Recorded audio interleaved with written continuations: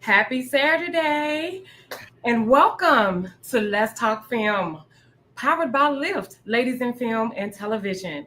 I am your host, Dr. Marguritte Johnson, and I'm super duper excited to be here today with industry creatives that makes the film world go round, from producers, directors, actors, and cinematographers. And my very first guest, Mr. Travis Aitken.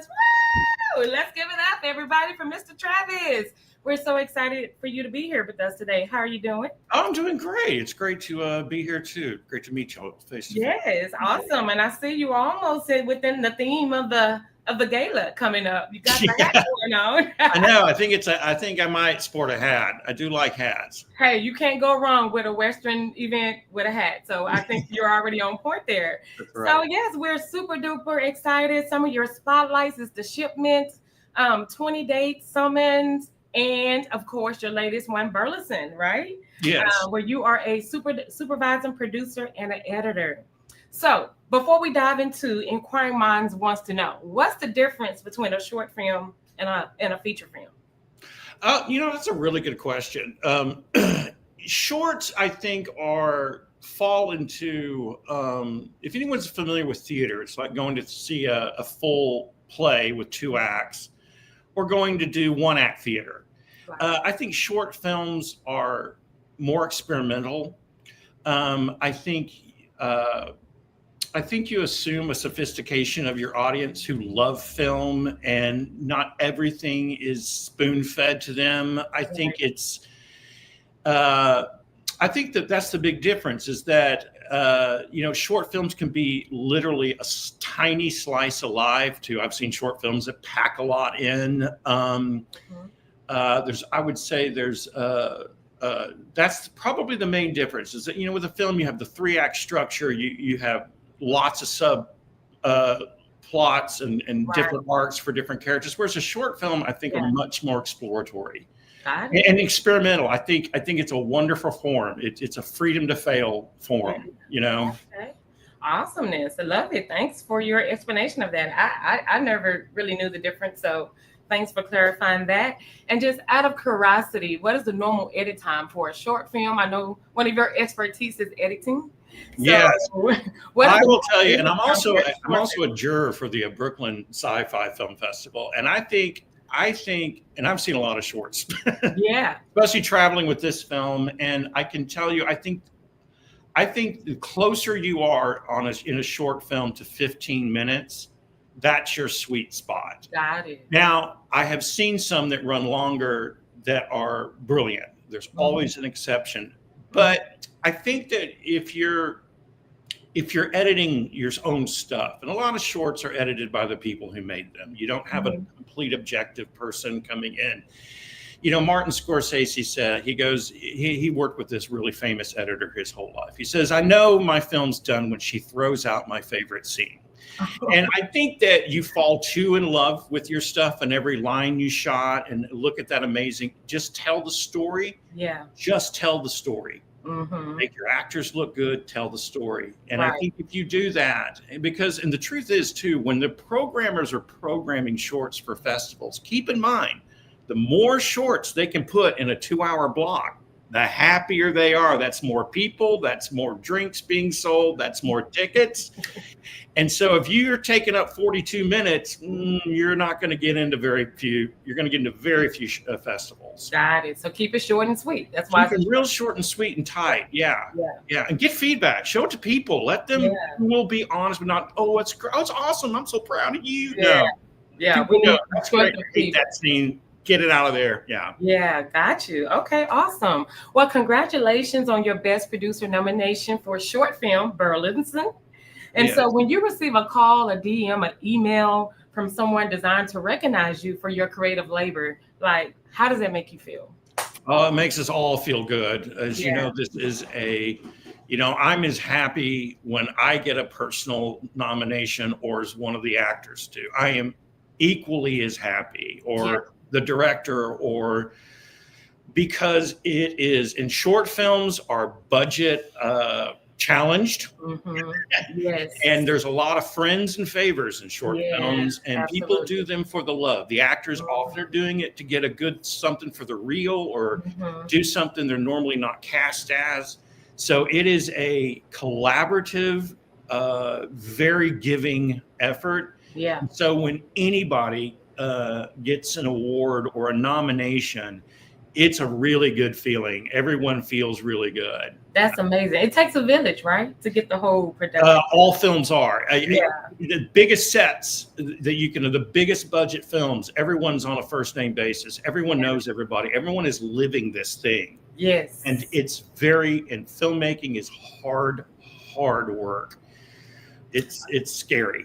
Yes. I've been on set a few times, as a extra, and so I see all of the hard labor. The set life is not glamorous at all. Yes, sir. Don't ever be fooled. It is not we glamorous. Definitely appreciate you and just your passion to bring these creative these masterpieces to life. So and I love seeing the other ones too. I love going to the fest and see other people's work. I just love it. I always find something in one of them that I just go, wow, that's inspired. Yeah, or that's honest. Or I was really surprisingly moved there. That's great. Well, share a little bit with us about the synopsis of Burleson.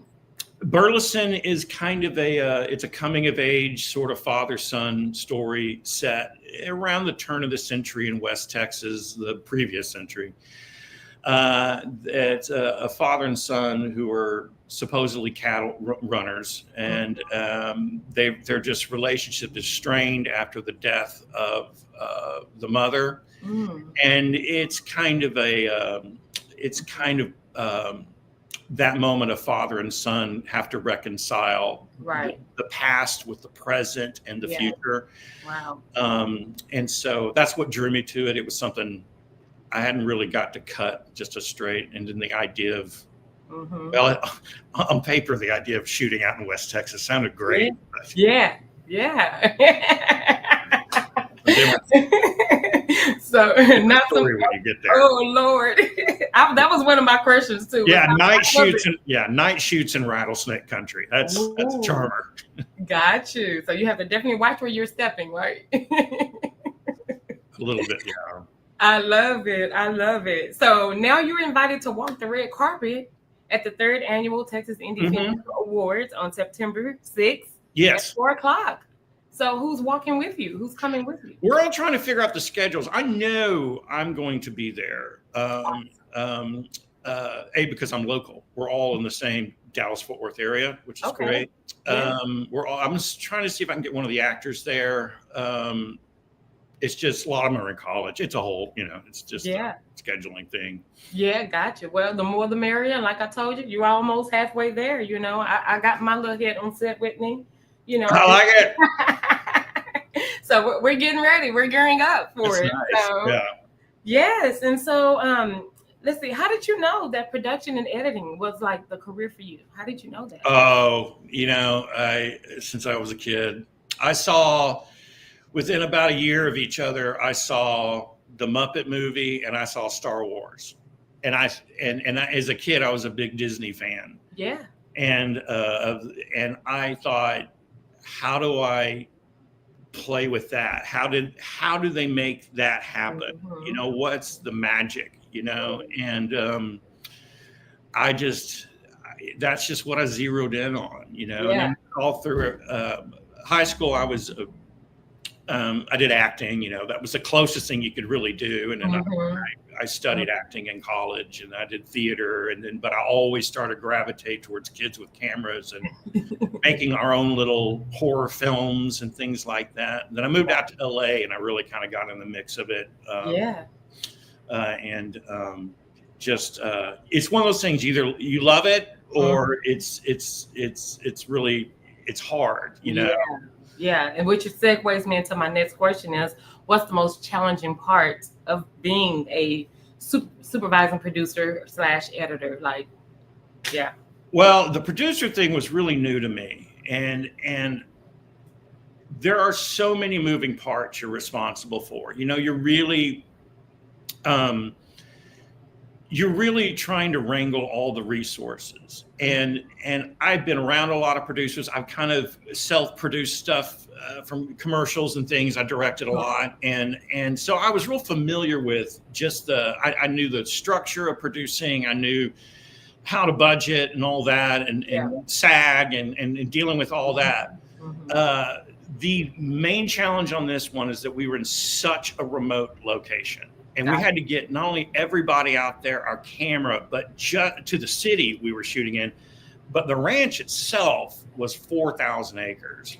Whoa. And the ranch next to it was 150,000 acres. Oh, whoa. So we had to travel every day and night on ATVs out to our locations. We had horses, and this ranch had zebras on it. And we learned real quick, zebras hate horses. And they make a big stink about them. Oh, wow. Wow. But, and then at the same time, this was a very new director. This is his first shot. So I was there too to make sure he was getting everything he needed, because once we left this place, that's it. There's no go backs. There's no go back. Yeah. Wow. And just that was really challenging. We had horses. We were out far away. We had, the periodness of it with costuming and everything was challenging. Dressing horses. It's like you got to dress the horses in the period. And so real big respect for anyone who just produces, because it's you're just there because every 30 minutes something goes completely wrong. Right. That's not on script, right? Yeah. Well, I pray that everybody goes out and watch the movie Burleson. Like, check it out, like it, follow Mr. Travis Aitken.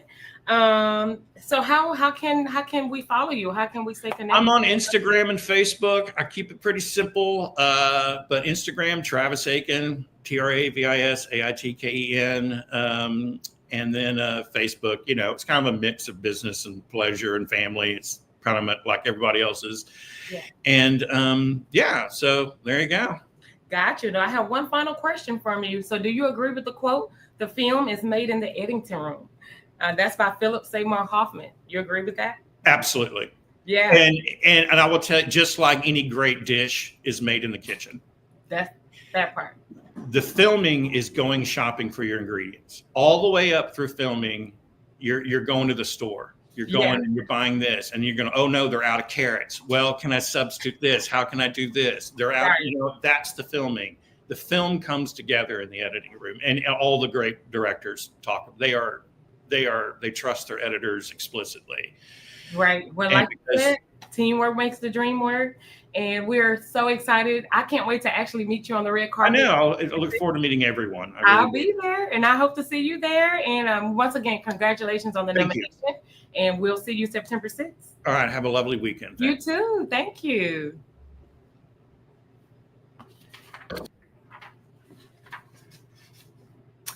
Yes, such a great interview with Mr. Travis Aitken, the producer and editor of Burleson. So y'all make sure y'all go follow him and like the movie and watch the movie.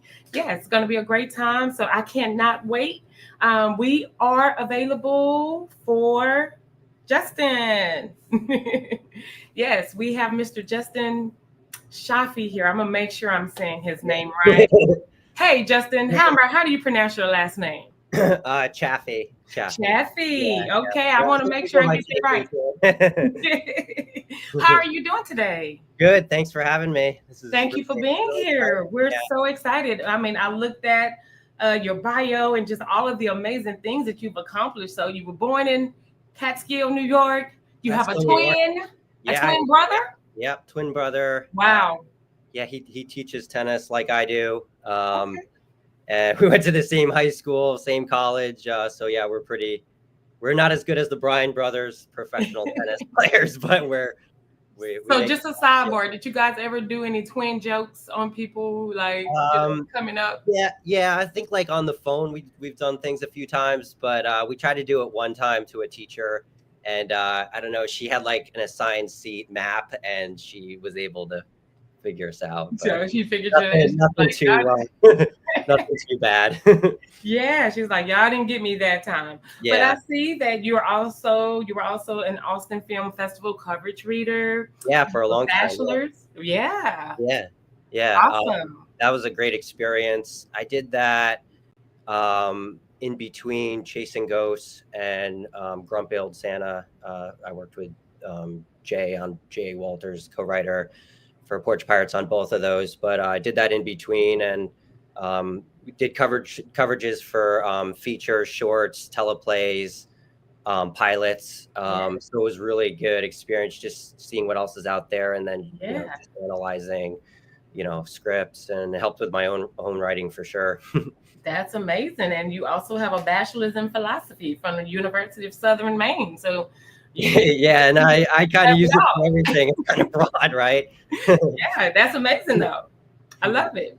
And so just from reviewing your bio, it seems as if you were destined to be a screenwriter from like the very beginning. Yeah. And so what was the opportunity that made you say, yep, you know what, this is it? I think in like college, I was into, I was always into movies and writing. I wrote like short stories growing up all the time, and one acts and stuff like that. And I was into acting too a lot, but I'm shy by nature. So like the acting, I had to like kind of really step outside of my comfort zone. And I'm like, well, I'm more natural writing it on the page and kind of like getting into the mind of the characters. So I wrote a tennis spec draft, kind of like Star is Born on the tennis court, and showed it around to people. And one of those people was Molly Mayu, who produced Chasing Ghosts with Jay. So Jay and Molly worked together on that, and they liked my writing voice. And at that time I was working in New York, upstate New York, and I think Molly was in Brooklyn. And she's like, oh, can you make it to Brooklyn? So I was staying with my uncle, and he does bridges in New York City. And I was like, can I go down with you to meet Molly? Like, and it was like super last minute. He's like, yeah. And he leaves at like 2:30 in the morning or some ridiculous time like that. Oh my gosh. I met her, and we hit it off. And then I met Jay through Molly, and then reconnected with Jay with Grumpy Old Santa, and then Porch Pirates, and then the upcoming movie Pickleball, and then we're working on another one together. So I found a good guy. I found that one. Yes, like you always look for him. He's really passionate about his work, and he's a really nice guy. And I've found that with all the Texas crew that I've worked with so far. They're all hardworking, passionate, and they're super like nice and professional, and it's like such a rare thing. Right. Of course, they're from Texas. I know. Yeah. I'm like, Texas hospitality. This is awesome, right? Yes. And so, it definitely sounds like, and I know it to be true as well, that the film industry, it is definitely a people business. Yeah. Because it's all about the connections and who you know. Like you said, you never know who you get that one yes from that will lead you, that serves as a catalyst, like, for the remaining of your career. So that's amazing. I love it. And so congratulations on your Texas Indie Filmmaker Award, 2025 Best Screenwriter nomination. Yeah. For the film. Porch Pirate. That's amazing. So from polishing screenplay scripts at the Austin Film Festival to your most recent work, Pickleball, starring Kevin Farley, how rewarding is it to be nominated for something that you helped create? It's like icing on the cake, really. I mean, it's just you're working with Jay most of the time, and Jeff, our director, and just collaborating and working on it. And then that's one level, and then you get it into production and on film set, that's another level, and then you're seeing it grow, and then kind of when it's recognized. I mean, at least for me, I'm that just getting it made is one thing, and then getting it recognized is so like a blessing, Yeah, absolutely. So, it's well, since we're talking about Porch Pirates, we actually have the trailer clip to show. So awesome! I'd love for the audience to see that.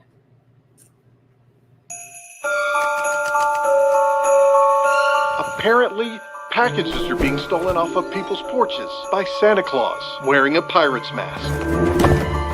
need y'all to head over to the mayor's house. It looks like he was the latest victim of some porch pirates. Can you give us a list of the items stolen? There was a box of glass Christmas pickles. Christmas pickles? Christmas pickles. Weird. Oh, and a rare beanie baby for our collection. We paid north of 20 grand for it. Did you say $20,000 for a stuffed toy? Yeah, but what I don't understand is how did this thief know that we weren't home? Looks like we got bad Santa on our hands. You're likely dealing with a professional, man.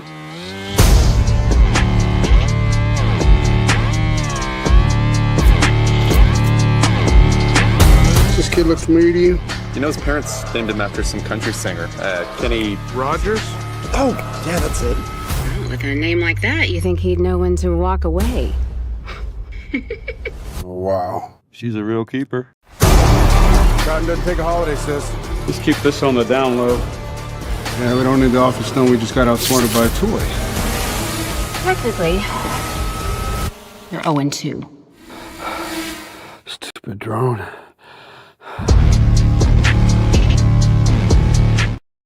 I love it. I love it. I love the twist on Santa. Like, Yeah. instead of him being the one dropping off the gifts, he's the one being naughty. Yeah. And being the porch pirate. That was such a creative twist on that. I love that. It was funny. When we were first working on the idea, it was completely different as like a lot of the original ideas are. I mean, the skeleton was there, but initially it was going to be like a body swap story, and then the pickleball was like thrown in there, and then we ended up obviously making a pickleball movie separate. But the whole Christmas pickle, which I didn't even know was a thing, you wish on it too, and it can bring you luck and all that stuff. Wow. But, I think it was Jay's character Jack. Him and his wife are kind of like fighting a little bit strained during the holidays, and it was like, I wish you understood me better. And then she says the same. And then the next morning they wake up and she's the detective and he's the school teacher. And then they have to catch the porch pirates. So I'm glad we went with the one that we did, even though that one was funny. Yeah. A lot of body swap ones. And I think there was one that like came out like pretty soon after that. So I was like, I'm glad we went with this. And we found an awesome shooting locations. We shot the warehouse, was pretty cool. It was in an old ice house. In East Texas. It was cool. Jeff was saying it looked like the old Ninja Turtle lair from the old movies. And it did too. But wow. No, so it seems like a cool feature of a cool film. I can't wait to watch it just from the trailer. It's very intriguing, looks very it just looks amazing. Just I can't wait to see it. So how can we find the film? It's on Amazon, Tubi TV. All the streaming platforms. It came out last Thanksgiving, so got you. You can find it wherever for streaming. Yeah, definitely a movie to watch with the family. I can tell. I can get. Oh yeah, definitely. Yeah, definitely. So it's almost red carpet time at the 3rd annual Texas Indie Filmmaker Awards, and you're normally behind the scenes, behind the camera. Yeah. So how does it feel when you have to, prepare to walk now and interview on a red carpet? Be in front of the camera now. How's that? It's definitely like more nerve-wracking for sure. At least for me. Yes, I'm sure. And so who do you get to share these special moments with? Like, who's coming with you on the red carpet? Well, I'm gonna come if my schedule allows it. I'm a full-time, tennis pro, so I'm working up in Maine here. So if I can make it down there. Otherwise, I'll be there in spirit for sure. And I think Jay and Jeff will be there. Yeah. To support, for sure. But awesome. Yeah. Yeah. Well, let's switch gears for just like 30 seconds here. And so, how did you get into pro tennis? I learned at a young age, and my dad was a tennis pro. And when we grew up in upstate New York, skiing and tennis were like our big sports. And I liked baseball a lot too, but you don't get to play a lot in baseball. Like you play for an inning and then sit. So. And I was better at tennis. So me and my brother just played like all the time. And, we got, good enough to make a living out of it and also play a lot. Yeah. So, and there's a lot of similarities between writing and tennis. The perseverance, the not giving up for tennis. You know, sometimes good days, some days you have bad, and just you know, the whole problem solving. You know, you're trying to problem solve, write a script with the characters. You're trying to make it harder though for the character to get what he or she wants, and when you give a tennis lesson, you want to try to make it as easy as possible for them to fix their forehand or their backhand or something. Yeah. Wow, that's amazing. I love the correlation between professional tennis and then also being a screenwriter. It's helped me so much, like not give up and just keep grinding away, and it's been definitely big similarities for me for both. I love it. Okay, and so just a question out of curiosity: if somebody is interested in a career in screenwriting, what would you say are the steps for them to take? I would definitely try to read as many scripts as possible. You could read, you know, the screenwriting books, like how to with the format and stuff. But I think, you know, reading scripts, watching movies are really the top two. And for scripts, you know, like we've seen that they all follow, you know, a formula to a bit or guidelines. But then there's some like, I mean, some of my favorite scripts are you know, A Quiet Place by Beck and Woods. I mean, they put the Monopoly board game picture in the script, and then before it was like, you can't do that. Yeah, and they broke the rules and stuff like that. So that's a good one. You know, the movie Speed, by Graham Yost. I mean, that for action is just really good. And Good Will Hunting, obviously Matt Damon and Ben Affleck for character study, and I like Eternal Sunshine of the Spotless Mind. By Charlie Kaufman. I mean, just reading scripts helps you learn so much too. And then so you get to read it, and then I like reading the script and then watching the movie, or doing the opposite, where if I haven't written the script, I haven't seen the script or the movie, I'll watch the movie and then read the script. You kind of do the opposite. Yeah. Okay. And my final question, there's many dedicated hours to screenwriting. And I know you already kind of told us about you playing pro tennis and how that helps you persevere, but I know you get a lot of rejection and, you know, having to change up your script or whatever. And so how do you get past that initial rejection?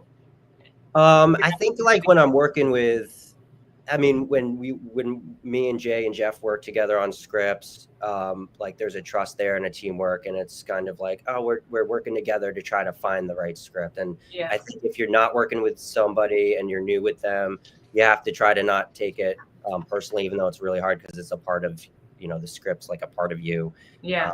But you take it, you know, don't ignore like the feelings, just kind of like sit with it and then say, okay, this is gonna, you know, have trust and belief that it's gonna lead to the next level, you know.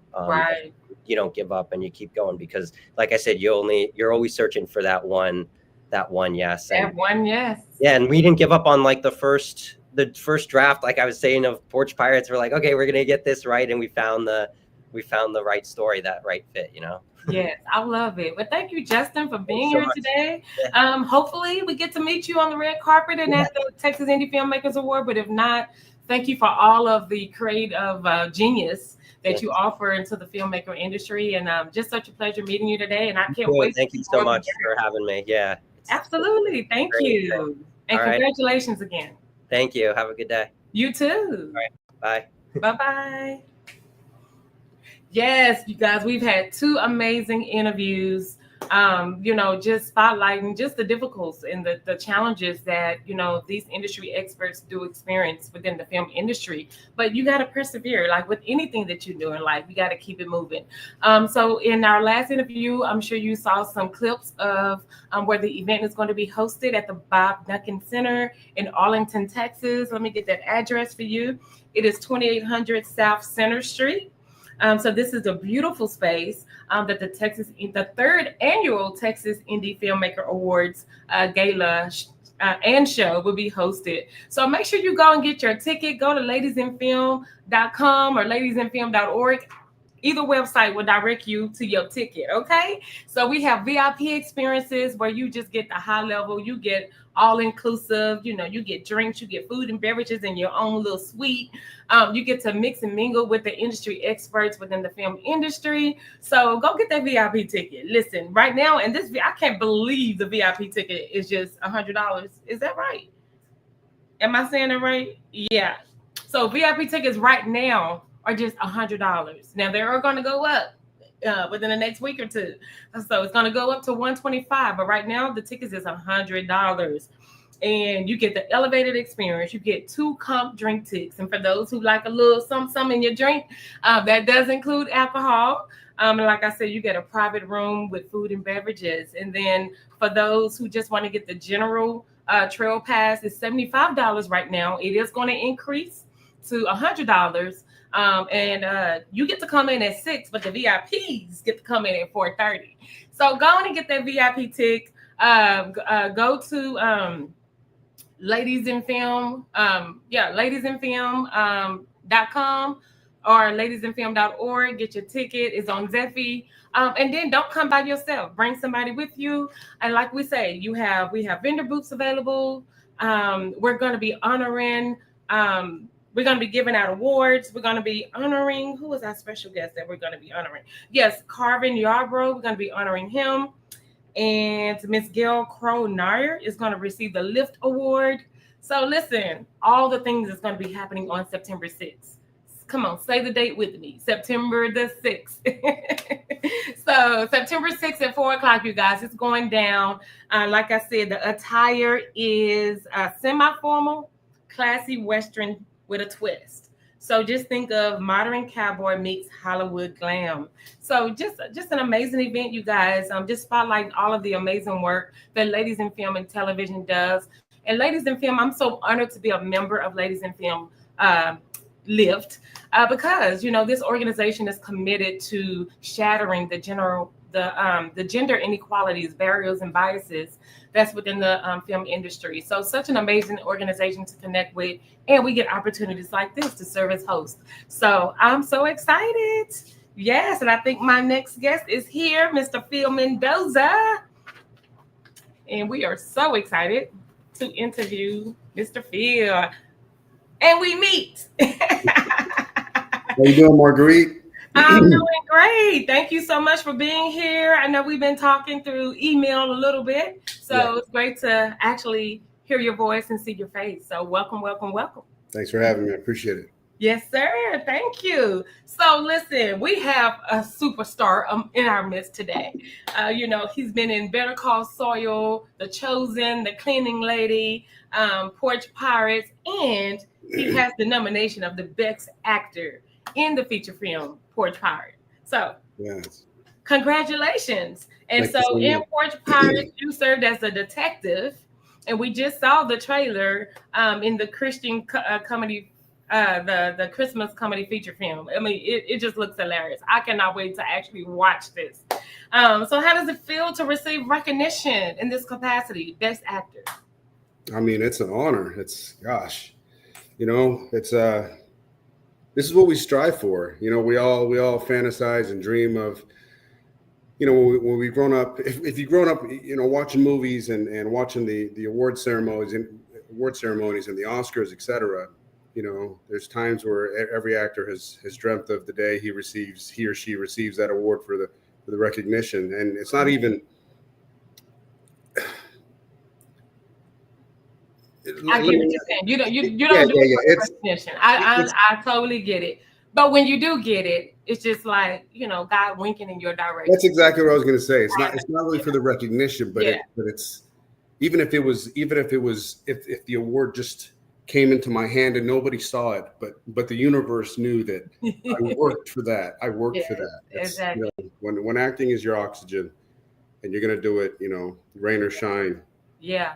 It's definitely a goal. So I'm honored to receive this, to be nominated and hopefully receive, of course, but definitely just to be nominated is a great honor. I'm thankful. I love that what you said, that acting is your oxygen. That means this is what you live and breathe. I mean, you live to do what you feel like your purpose is on earth. And I think with whatever you do on this earth, whether it's acting, whether you're working in corporate America, whether you're a mom just raising her family, like whatever you do, that has to be your oxygen. That has to be your why. So I love that. That was beautiful. So I how heard excited? that from somebody else before, and I was like, you know what? I love that. Yeah, it was. I loved it, so I use Yeah, it. that's what we do, right? So how excited are you to walk that red carpet at the 3rd Annual Texas Indie Filmmakers Award on September 6th at 4 o'clock? I've been blessed enough to have done it a couple times in the past, but not under nomination, only as cast. So this has a different feel to it. I'm very excited. I'm eternally grateful, and I'm stoked, man. I'm ready. I'm ready. As you should, as you should. Look, this is a big deal. So who's going to be celebrating this special moment with you? I'm going to be bringing my lady, Michelle. She's been incredibly supportive. We've been together for about 3 years now. Awesome. She's coming with me. Some family's probably going to attend. Some are going to be out of town because it's vacation time. It's summertime. So yeah. But yeah, some friends will be out there. Well, I can't wait to meet Michelle. Okay. And so, so the attire is like, classy Western meets Hollywood glam. So what does that look like for you? Man, look, so I mean, I'm gonna be wearing jeans probably. I probably won't be wearing a Western hat. You know what? Let's be real. I'm probably not going to be dressed Western. What? To be honest, I mean, no. You know what? No, probably not. So just throwing a belt or something. Your hair, your hair, it got a little something special going on anyway. So I think that's your signature look. So maybe I might be able to find a Western shirt. Yeah, that'll be good, right there. I do have some boots. I just haven't worn them in a while. See, well, you can't go wrong with boots. Even if you just do the boots, you still within the theme. There you go. Yeah. So when you're an amazing talent, and you make acting look easy. I looked at some of your work last night, but what has been your most challenging role and why? Challenging role. I can't say that I've had a role where I've had to really dive in and do a whole lot of research and study like that. So each role is going to be challenging in itself. The external elements, like maybe the climate that we have to deal with. If we're shooting outside, it might be super hot, but the time in the project is in the winter. Or when I shot The Chosen, the wedding scene right there, that was all done overnight. This was like 2, 3, 4 in the morning. Yeah. But it was still like 85 degrees. This was in August. Wow. It was in Texas. So it was super hot, and we're wearing this biblical garb. Yeah. And it was, and I actually had a big hat, and I had a whole lot of stuff on, and everybody's wearing a lot of costume, and it was incredibly hot. Little challenges like that. Now, dealing with something like that, along with all of your lines, and when they say action and you got to deliver in front of a whole bunch of people, little things, little external elements are going to be some of the challenges. Yeah, I haven't had a role where I'm actually like, I've got to really go into super research and things like that. But it's usually the external elements. I got you. Well, you're an amazing actor, and we appreciate your work. So, thank you. So let's see. Melody Beatty, she says that gratitude unlocks the fullness of life. It turns what we have into enough and more. So is there anyone in particular that you would like to thank for inspiring you, encouraging you, mentoring you on this journey? Gosh, my colleagues, when I see them book, especially when I was out of the game for 11 years for some life stuff that was going on. I was out of the game for 11 years, but I would still be on social media, and I would still see some friends book projects, and I was always encouraged by those. And then when I got back in the game, my acting coach Glenn Morshower, some of my colleagues that I was in class with, they've always been so encouraging. My family, girlfriend, casting. When you get invited to an audition, when you get invited to do a self-tape, that's a compliment. They're saying, hey, we believe that you're good enough. We'd like to see what options you could provide to us. That, I'm grateful to so many people that I don't even know. Yeah. And that's the casting department. And for this particular film, Ronnie Hummel is casting.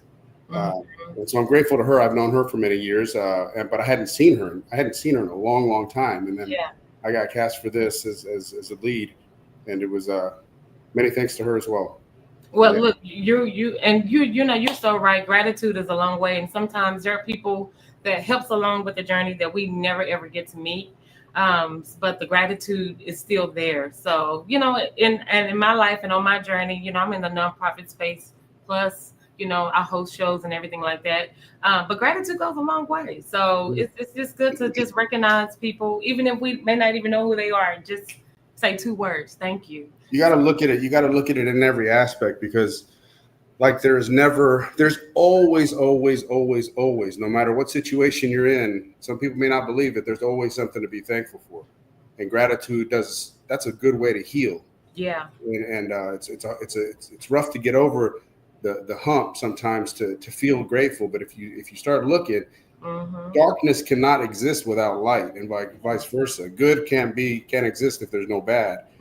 Easy doesn't exist without hard. And if you're stuck walking, I think I started thinking about this so many years ago. I was actually stuck walking about 12 miles in partial rain in dress shoes, and I ended up only having to walk 10, but I thought it was going to be 12. And I remember thinking to myself, of course, this sucks. It was summertime as well. Fortunately, it rained a little bit here. It was in Texas. I was like, this is terrible. But you know what? Some people can't even walk. Yeah. Some people don't have legs. Exactly. I know I'm going to be able to get to where I'm going. Yeah. And so you, no matter the situation you're in, you got to think of the positive. There's always a positive aspect to every single thing. Absolutely. You got to stick with that. And in my life, I've learned to adapt an attitude of gratitude. It's kind of hard to complain and murmur, when you're being thankful. So, and like you said, somebody is always in a worse situation than what we are. So that's amazing. Exactly. Well, you are repping that Porch Pirate shirt, and since you're repping it, we might as well go ahead and show the trailer clip of Porch Pirate. So let's show the audience, what you brought to us. Thank you. Apparently, packages are being stolen off of people's porches by Santa Claus wearing a pirate's mask. I need y'all to head over to the mayor's house. It looks like he was the latest victim of some porch pirates. Can you give us a list of the items stolen? There was a box of glass Christmas pickles. Christmas pickles? Christmas pickles. Weird. Oh, and a rare Beanie Baby for our collection. We paid north of 20 grand for it. Did you say $20,000 for a stuffed toy? Yeah, but what I don't understand is how did this thief know that we weren't home? Looks like we got bad Santa on our hands. You're likely dealing with a professional, man.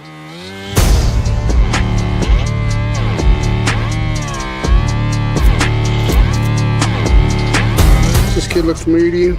You know, his parents named him after some country singer, Kenny Rogers? Oh, yeah, that's it. With a name like that, you think he'd know when to walk away. Wow. She's a real keeper. Cotton doesn't take a holiday, sis. Let's keep this on the down low. Yeah, we don't need the office knowing we just got outsmarted by a toy. Technically, you're 0-2. Stupid drone.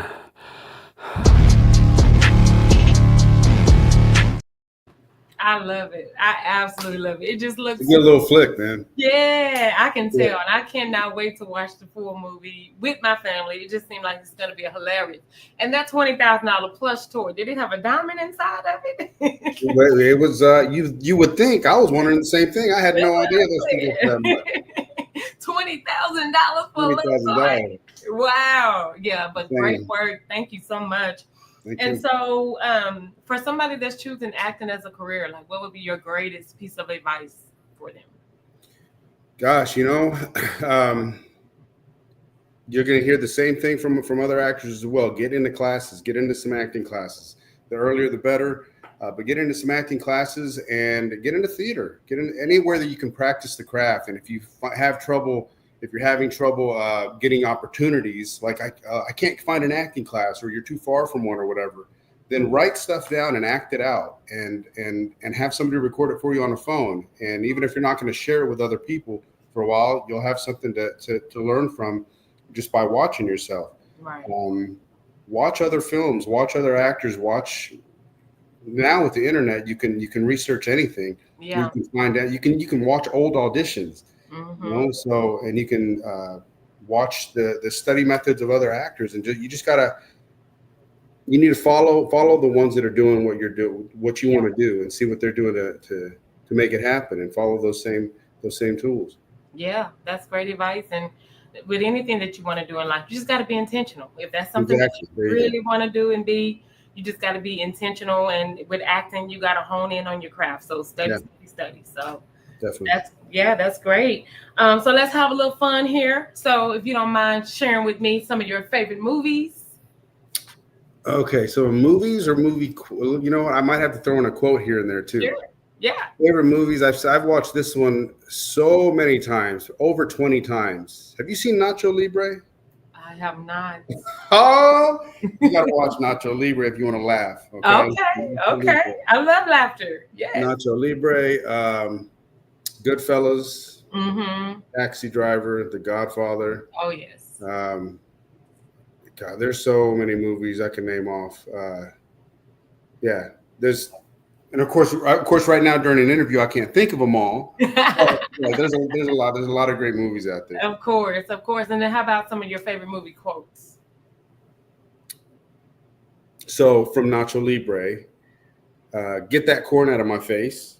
The way he says is, get that corn out of my face. You have to watch the movie. When you watch the movie, you'll see why I chose these.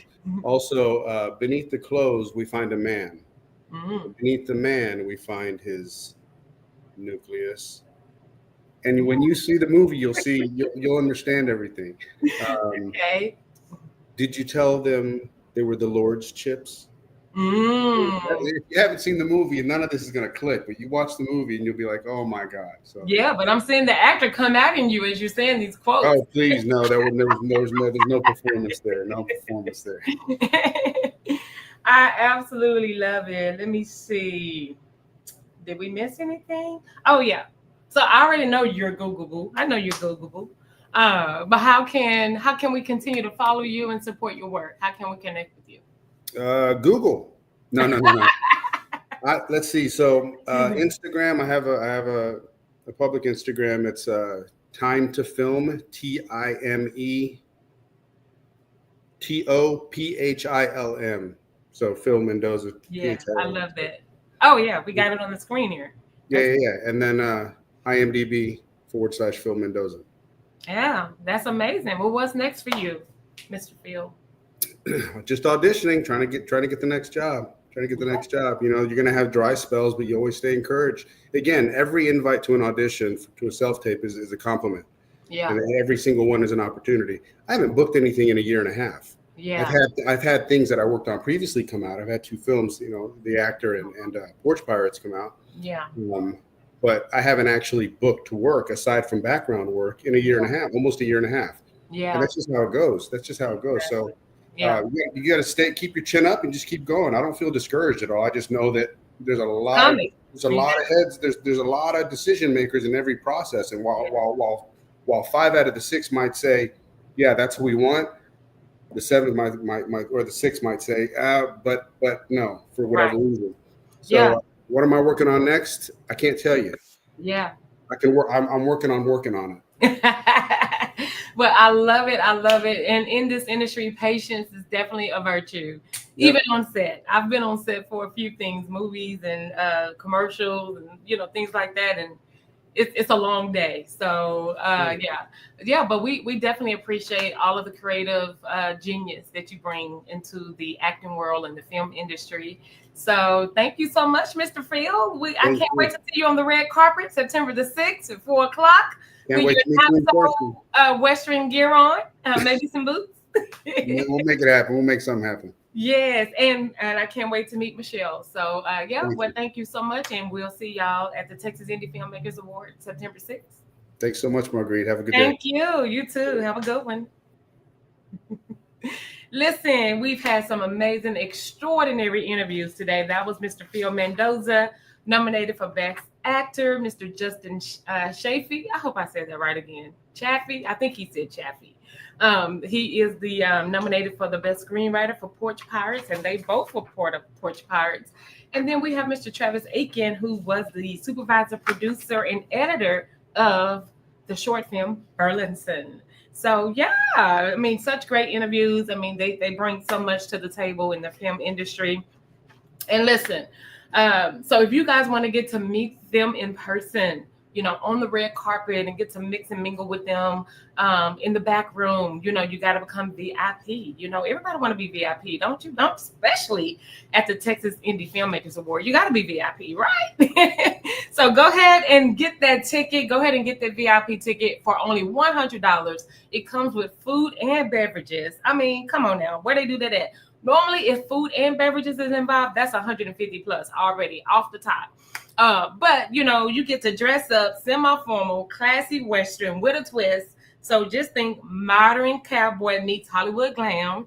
And this is going to be a good time. And we have the Nina as the MC. She is a syndicated radio personality for KNB 1057, 104, K104 FM, and 93 radio. So she is going to be our host that day. So come out and meet the Nina, the MC. She's going to be amazing. We have vendor booths available. Like I said, if you want to showcase your business, you want to get your branding elevated on another level, you can be a vendor VIP. Yeah, so you get to come in at 3 o'clock. You get a 6-foot table. You have 2 chairs. And you also get to mix and mingle, you know, and rub shoulders with these amazing industry creatives. And then we do have the regular VIP as well. This event is in honor of Mr. Kevin Yarbrough. May he continue to rest in peace and rest in his creative power as well. So y'all, it's just so many things going on at one event. Plus we get to recognize, you know, and honor and actually give out actual awards at this event. So somebody's going to walk away the winner. We do have several more shows forthcoming with more nominees. So y'all make sure that you like, share, and follow. Like, share, and follow this amazing community of Ladies in Film and Television. Like I said, it's an amazing organization that's committed to shattering gender inequalities, barriers, and biases that's within the film industry. And so, like I said before, I'm so honored to be a member of this amazing organization that is founded by the Jeanette Greenwood, Johnson Greenwood. She's amazing. She loves this industry. She's passionate about, you know, bringing creatives together and recognizing them on this platform. So let's give it up for Miss Jeanette Johnson Greenwood. Yes, and the amazing team that makes all of this happen. So once again, September 6th is the 3rd annual Texas Indie Filmmakers Awards. September 6th at 4 o'clock is going up. I say it's going up at the Bob Duncan Center in Arlington.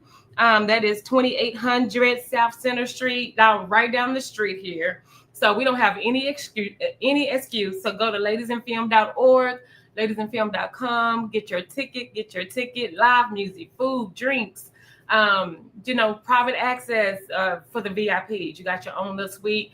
We can, you know, eat, drink, and be merry, network, and make all those connections that you need. Because as you heard Travis say, as you heard Phil say, as you heard Justin say, it's all about people in this industry. It's all about who you know. So I'm so excited that voting is now open for the Choice Awards. So we do have the Choice Awards where we, the community, get to vote for your favorite movie, your favorite music, your favorite video, documentary, and youth film projects. So make sure that you go like, follow, and share. Invite others to come on. So yeah, make sure you go to Texas Indie Filmmaker Awards on Facebook. Go to our Instagram pages. Make sure you are subscribed to this YouTube channel, and make sure you're sharing this YouTube channel so that you can just stay, you know, in the know on all the things within the film industry. And so, like I said, the voting will close for the Choice Awards on Sunday at 11:59. So make sure you go and get your vote in on that. We do have sponsorship opportunities available. So if you want your brand elevated, if you want that brand exposure, please partner with the Texas Indie Filmmakers Award and become a sponsor. So just great opportunity there. All of this information, you can find it at ladiesinfilm.org. Yes, and Ms. Gail Kroner here. I hope I'm saying this right. I don't know. Please forgive me if I said it wrong. But she is going to be receiving the Lift Award. She embodies the spirit of collaboration and empowerment that defines the film industry. So, like I said, honoring Mr. Calvin Yarborough, giving the Lift Award to Ms. Gill. We have the Choice Awards going on. You have the VIP ticket. You have the VIP vendor experience. We have sponsorship of opportunities available. And listen, only thing left to do is for you to go get your Western gear, okay? For you to go get your Western fit and make sure that it's classic Western with a twist. So modern cowboy meets Hollywood glam. And it's just going to be an amazing day. I mean, anything that Miss Jeanette and her team puts on, the Lyft team puts on, it's just going to be a great time. So we don't want you to miss out. Get your ticket before they go up, because they are going up within a few days. Right now, VIP is just $100. So I don't know where they do that at, but it's just $100. Even VIP vendor experience is $100. So y'all, listen, get your ticket today. I can't wait to see your face in the place. It's going to be amazing. It has been an amazing show today. So shout out once again to Mr. Travis Aitken. I'm nominated for Best Producer. Shout out to Mr. Mr. Phil Mendoza, Best Actor nomination. And shout out to Mr. Justin Chaffee, nominated for the Best Screenwriter. So y'all got to go see that movie Porch Pirate. Make sure you guys follow all of the creative industries, the industry creatives that we highlighted today. And don't forget, like, share, and follow Lift TV, Ladies in Film and Television, Texas Indie Filmmakers Award. And I'll see you September 6th. It's going to be a great day. I'm your host, Dr. Marguritte Johnson.